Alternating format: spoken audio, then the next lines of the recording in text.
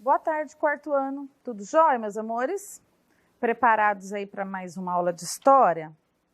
Hoje, um dia especial, né? Hoje é 7 de setembro. Quem lembra o que aconteceu em 7 de setembro? Hoje é o dia da independência do Brasil, né? Quarto ano. Se tivéssemos em sala de aula, a gente ia fazer algum trabalhinho, alguma coisa sobre, mas é sempre bom lembrar, né? Que Dom Pedro I deu o grito da independência lá nas margens do Ipiranga, em São Paulo, e separou, né, politicamente, o Brasil de Portugal.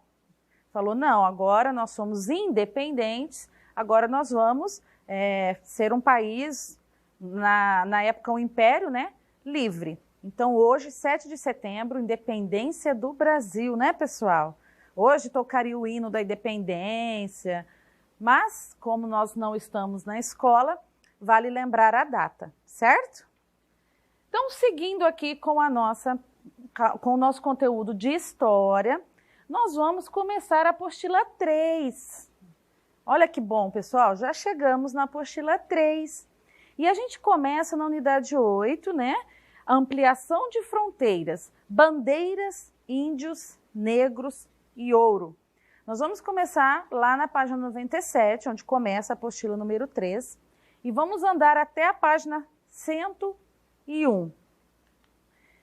O que nós vamos ver hoje? Ó, estudar o que aconteceu quando os engenhos da capitania de São Vicente não prosperaram. Fazer a leitura das páginas 97 até 100. Quem tem que fazer essa leitura, quarto ano? Vocês, aluno em casa. Vocês fazerem a leitura. Nós vamos resolver as atividades 1, 2 e 3 das páginas 100 e 101. Tarefa, gente, somente o primeiro exercício. Um exercício somente na página 107. As dúvidas e correções lá no aplicativo com o professor. Pessoal, para começar a aula, olha que legal o que nós trouxemos. Dá para perceber que é música, né? Só que eu vou ler, para vocês tentarem lembrar do que se trata. Por Barretos Bandeirante, desbravador do sertão, pela pátria, avante, avante, levantando o coração. Quem lembra dessa estrofe aqui, pessoal? Lembraram, né? Sim, é o nosso hino, o hino de Barretos. Lembram? Uma vez por semana nas escolas era tocado o hino, né? E vocês cantavam muito bonitinho essa parte aqui. E por que nós trouxemos essa parte do hino? Olha a palavra grifada, bandeirante. Você já prestou atenção no hino da nossa cidade? Lá diz, Barretos Bandeirante. Você sabe o que isso significa? Você se lembra quem são essas pessoas chamadas bandeirante?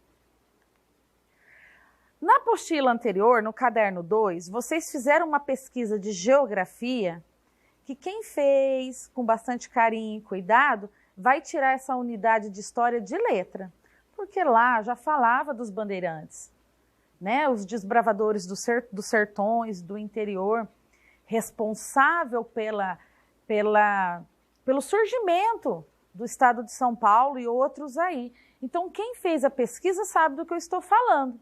Bandeirantes, eles são vilões ou são heróis? Bandeiras, o que foram as bandeiras? O que os índios têm a ver com isso? E a nossa cultura caipira, que vem de todo esse processo, né? Só quero que vocês prestem um pouquinho de atenção nesse nome, bandeiras. Tá. Vocês vão ver mais para frente aí bandeiras e entradas. As bandeiras, pessoal, foram expedições organizadas por particulares, que nós vamos ver também seguindo a matéria. Particulares organizavam expedições para o interior do Brasil, né, chamado sertão, exclusivamente para aprisionar índios, escravizar índios e em busca de ouro e pedras preciosas. As entradas, elas eram expedições também só que eram financiadas pelo governo, pela coroa portuguesa. Então era uma coisa legal, dentro da lei. E basicamente o objetivo das entradas era de mapear o sertão, o Brasil, até onde vai, onde tem rio, onde tem montanha, né? E acabava encontrando ouro, pedra preciosa também. Mas bandeira era com particulares, entradas era custeado, financiado pela coroa portuguesa, tá? Então vamos lá para a apostila. Pessoal, eu não vou ficar lendo, porque quem lê são vocês, certo? Eu quero que vocês se atentem a essa imagem. Essa aqui é a figura de um dos bandeirantes, um dos mais conhecidos, tá? É o Domingos Jorge Velho. Essa aqui é uma obra de Benedito Calixto, de 1903, retrata um dos bandeirantes que se tornou muito conhecido no Brasil colonial. Pessoal, essa imagem do Domingos Jorge Velho, que foi um dos bandeirantes aí que a gente vai ouvir falar, tem uma breve história sobre ele que eu achei muito interessante. Esse bandeirante, ele foi conhecido na época ali por ser muito cruel. Então, ele fez as expedições dele, adentrou lá ao sertão. Então, ele matou muitos índios, escravizou muitos índios de forma cruel. E ele foi contratado pelo governo da época aqui no Brasil para encontrar, destruir o Quilombo dos Palmares, lá em Alagoas, né? Ficava 90 quilômetros de onde hoje é Maceió. Então, o quilombo, todo mundo sabe, né? O Quilombo dos Palmares era uma rede de quilombo, onde viveram de 8 a 20 mil habitantes, todos refugiados, escravizados, fugidos, tinha alguns degredados também. Ali se falavam muitas línguas, africano, indígena, português. Então, e ninguém conseguia achar e destruir esse quilombo, até que contratam o Domingos Jorge Velho. E ele encontra e mata o Zumbi, que era o líder ali do Quilombo dos Palmares, depois que morreu o Ganga Zumba. E ele mata o Zumbi dos Palmares, tá? E ele cobrou, para fazer isso, o peso dele em ouro. Então, a peso de ouro, ele foi contratado para achar, destruir e matar o Zumbi dos Palmares, líder do Quilombo dos Palmares, no dia 20 de novembro.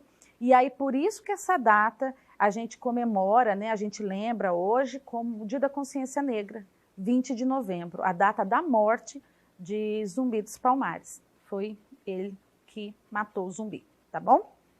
Isso é uma das histórias, pessoal. Tem tantas histórias dos bandeirantes. Seguindo. Pessoal, nós vamos chegar nas capitanias. Lembra das capitanias hereditárias? Elas plantavam, né, os proprietários, os donatários, eles plantaram cana para viver do açúcar, do engenho de açúcar, certo? Só que acontece o seguinte, na região Nordeste ainda deu um pouquinho mais certo os engenhos. Lembra que eu falei para vocês que as capitanias não deram certo? Só de Pernambuco, Duarte Coelho, e a de São Vicente, que prosperou um pouquinho. Só que a de São Vicente, que é hoje aqui, né, o estado de São Paulo, mais ou menos, deu errado. Não deu certo plantar a cana-de-açúcar. Olha lá, o fracasso da cana-de-açúcar. E por que deu errado, pessoal? Olha os motivos. As condições do solo aqui de São Vicente não eram ideais para o plantio de cana. A localização da capitania era muito longe da Europa, tinha que dar uma volta. Isso custeava o envio do açúcar, né? Então, eles não tinham muito lucro, os lucros diminuíam. E aí, o que fazer agora? Nossa, não está dando certo esse engenho, não está dando certo plantar a cana. Nós vamos viver do que agora? Quando os engenhos de São Vicente não deram certo, o que os paulistas, né? Por que paulistas? Porque quem vivia aqui naquela região da Vila de São Paulo eram chamados paulistas. Eles tiveram uma ideia. Poxa, o engenho não está dando certo? Então, peraí, vou pensar em alguma coisa para sobreviver, né, pessoal? Porque eles precisavam de renda para sobreviver. Essa ideia foi chamada de remédio para a pobreza. Presta atenção nisso que tem questão lá na frente, tá? Eles não tinham muitas opções de sobrevivência e de enriquecimento. Então os colonos começaram a procurar um remédio para a pobreza. Ou seja, atividades que lhe dessem algum lucro, alguma renda. Alguns desenvolveram atividades ligadas à policultura. O que é a policultura? Poli é muito, né? Então eles não plantavam só cana, eles plantaram milho, mandioca, o pastoreio. Pastoreio é a criação de gado ali, né? Aqui nesse quadrinho, ó, tem a explicação do que é, tá? Para garantir a sobrevivência dessa população de colonos que vivia aqui na capitania de São Vicente, tá? Outros passaram a organizar essas expedições que eu falei para vocês. Pessoas particulares organizaram expedições que saíam de São Paulo em direção à colônia, à procura de ouro, pedras preciosas e indígenas que pudessem capturar e escravizar. Essas expedições foram chamadas bandeiras. Quem ia, quem seguia, quem fazia as expedições, chamados de bandeirantes. Pessoal, só uma curiosidade aqui, tá vendo que saíam da Vila de São Paulo? A Vila de São Paulo, onde é hoje a cidade de São Paulo, ela era, e até hoje, né? Mas ela era uma rota geográfica importantíssima. Todas as rotas, todas as expedições saíam dali de São Paulo, para o Nordeste, para o Centro-Oeste, para o Sul, né? Também tem uma outra passagem de um outro bandeirante, que é o Raposo Tavares, que era genro de outro bandeirante, que ele sai dali de São Paulo, desce até o Sul, mas a gente vai ver aqui mais para frente, tá? Que são muitas histórias. Seguindo, olha essa imagem, pessoal, soldados índios de Curitiba, escoltando selvagens. A gravura é do Debré também, que sempre aparece na nossa apostila, né? Produzida entre 1834 e 1839. Os paulistas procuravam índios que pudessem ser aprisionados e vendidos para proprietários de terra.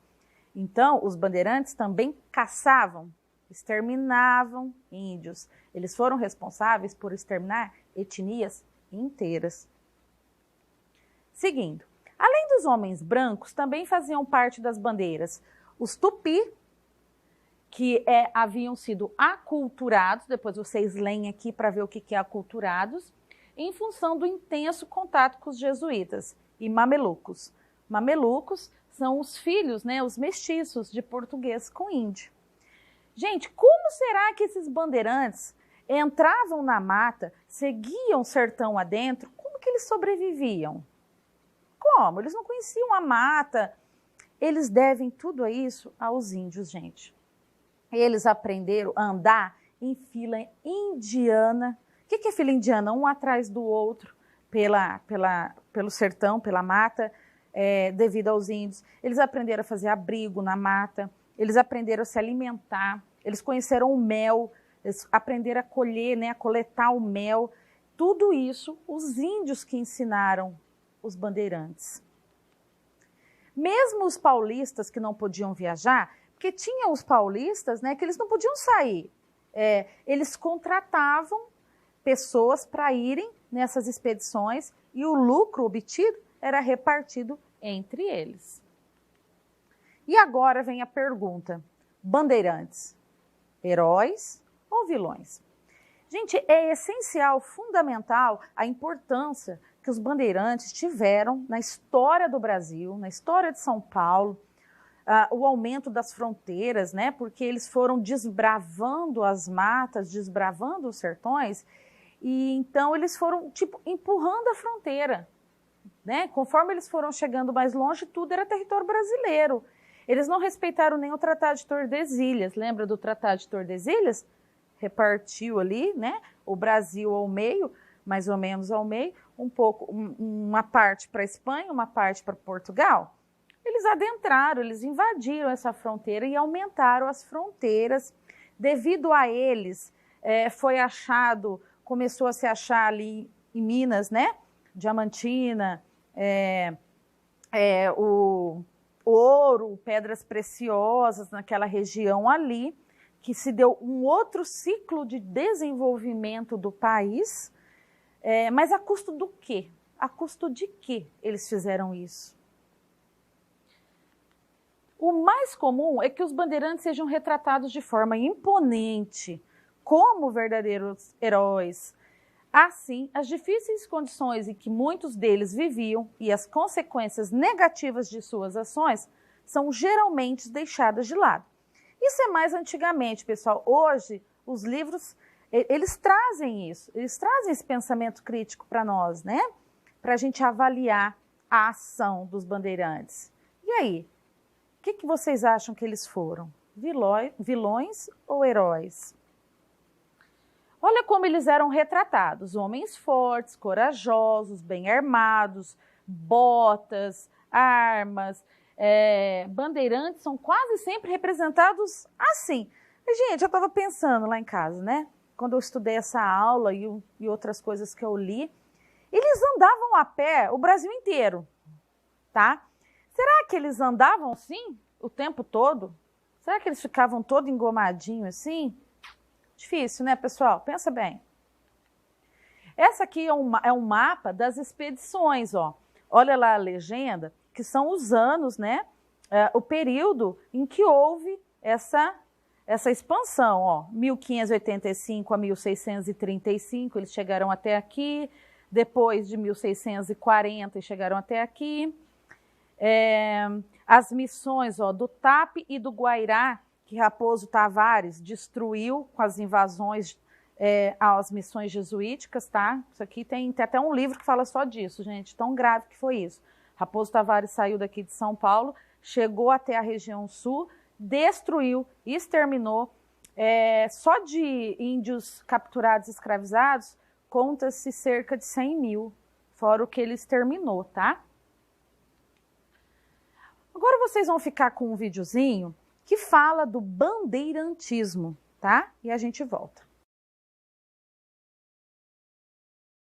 E aí, pessoal? Eu sou Osmar e está começando mais um História do Brasil. E hoje nós vamos dar continuidade aos nossos estudos sobre o período colonial e falaremos sobre o bandeirantismo. Nesta videoaula falaremos o que são estradas e bandeiras, tipos de bandeiras e as consequências do bandeirantismo.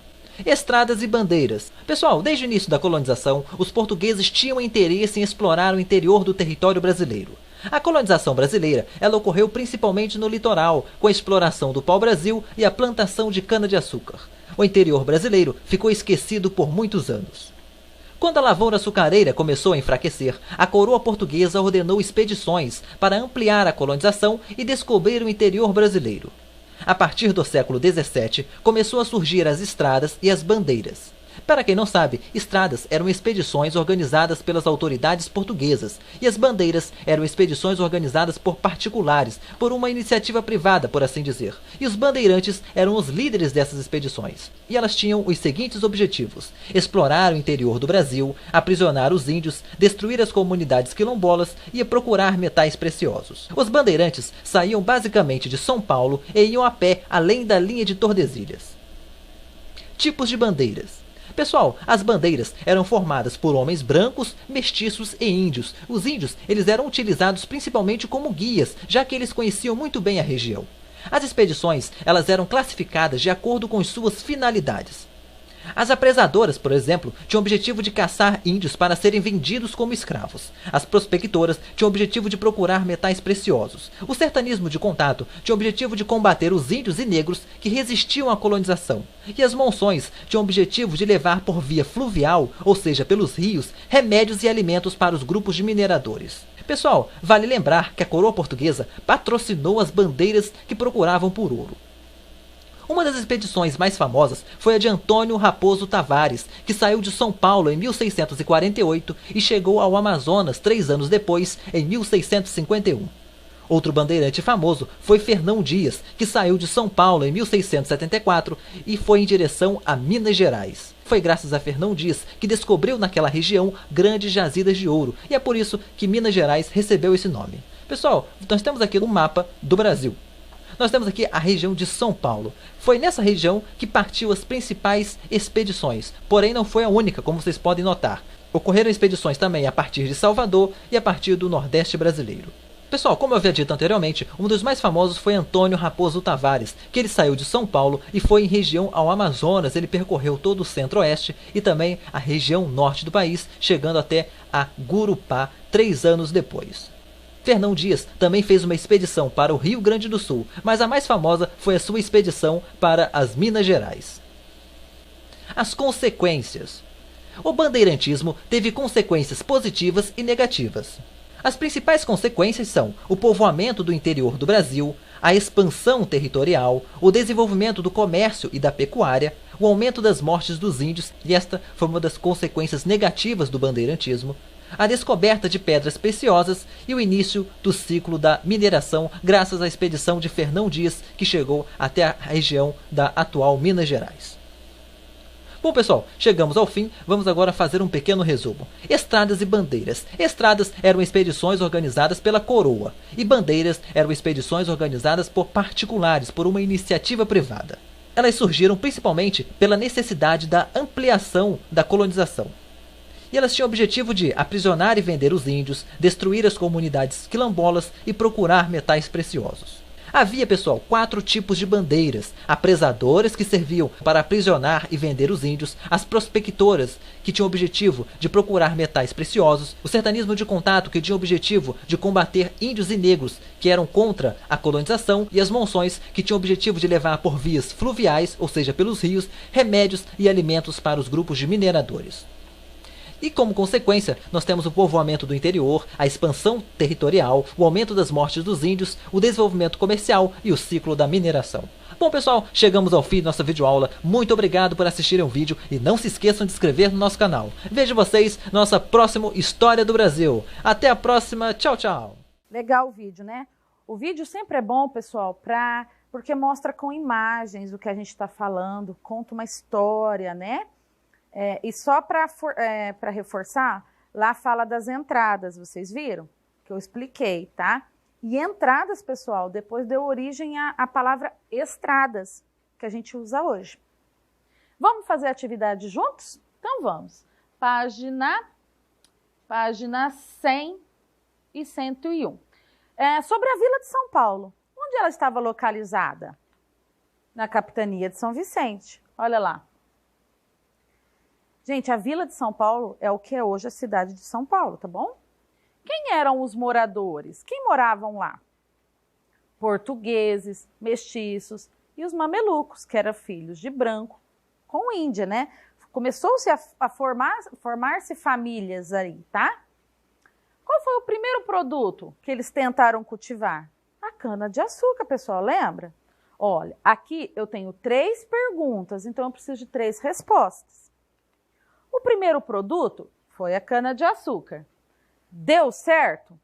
O cultivo desse item não deu certo. Por quê? Aí a gente vai lá lá no comecinho, né? As causas. O solo não era ideal. A capitania estava localizada em uma região longe do continente europeu, exigindo maior investimento no transporte de açúcar. Se é para gastar dinheiro, então não deu certo. Quais as atividades desenvolvidas pelos habitantes lá da vila no início do século XVI? Eles focaram na produção de itens agrícolas, roça de mandioca, milho, trigo e o pastoreio, tá? Para poder sobreviver, né? Seguindo, qual que foi o remédio para a pobreza encontrado pelos paulistas? Lembra do remédio da pobreza? Eles organizaram expedições que saíam lá da Vila de São Paulo, viajavam quilômetros e mais quilômetros na direção do sertão, do interior do Brasil, e encontraram indígenas, ouro e pedras preciosas. Nem todos encontraram pedras preciosas, viu, pessoal? Teve bandeirante que morreu com turmalina na mão achando que era esmeralda. Essas aqui são algumas imagens que são monumentos em alguns lugares do Brasil em homenagem aos bandeirantes. Esse aqui, ó, fica lá no Ibirapuera, em São Paulo, Monumento às Bandeiras. Esse aqui fica na cidade de Salto, monumento em homenagem a um bandeirante.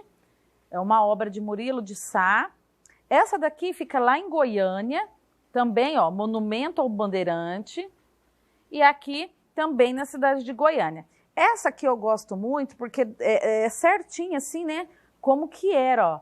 Os brancos, os negros, os indígenas, igual conta como era as expedições, tá? Com base na imagem da página 101, vamos descrever o que a gente viu. Lembra do descrever de português? Então, vocês vão falar o que vocês viram. As armas, arma de fogo, espada, lança. A vestimenta, casaco, calça curta. E a descrição psicológica.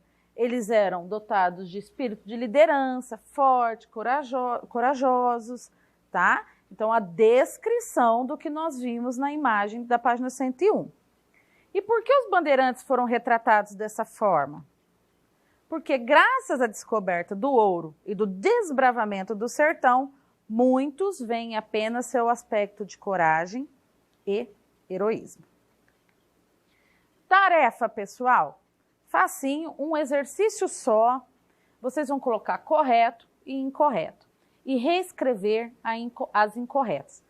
Tem muito aluno esquecendo de fazer essa segunda parte, de reescrever a incorreta, tá? Faz parte da tarefa. Então, essa parte da reescrever a incorreta, vocês vão fazer no caderno, porque na apostila não tem lugar, tá bom? A capitania de São Vicente ficava na vila de São Paulo. Seus habitantes enfrentavam dificuldades para sobreviver devido à falta de uma atividade lucrativa. Tá certo ou tá errado? O cultivo da cana-de-açúcar não prosperou, pois não haviam pessoas que soubessem fazer o trabalho. Foi por isso que a cana não prosperou? Tá certo ou tá errado? Os paulistas passaram a procurar o que chamavam de um remédio para a pobreza, ou seja, alguma atividade para melhorar suas condições de vida. Tá certo ou tá errado? Os bandeirantes organizavam expedições que saíam da vila de São Paulo, viajavam quilômetros e mais quilômetros em direção ao interior do país. E aí, tá certo ou tá errado? A que tiver errado ou as que tiverem erradas, vocês vão reescrever no caderno, tornando-as certas. Entenderam? Beleza? Pessoal, a aula de hoje fica por aqui. Caprichem nas fotos, por favor, centralizem o documento, evitem sombras. E hoje nós vimos o que aconteceu com a capitania de São Vicente, depois que os engenhos não deram certo. Vocês vão fazer a leitura da 97 a 100, resolvemos as atividades da página 100 e 101, a tarefa, só o exercício 1 da página 107. As dúvidas com o professor no aplicativo. Tenham uma ótima tarde, um abraço e até a próxima aula.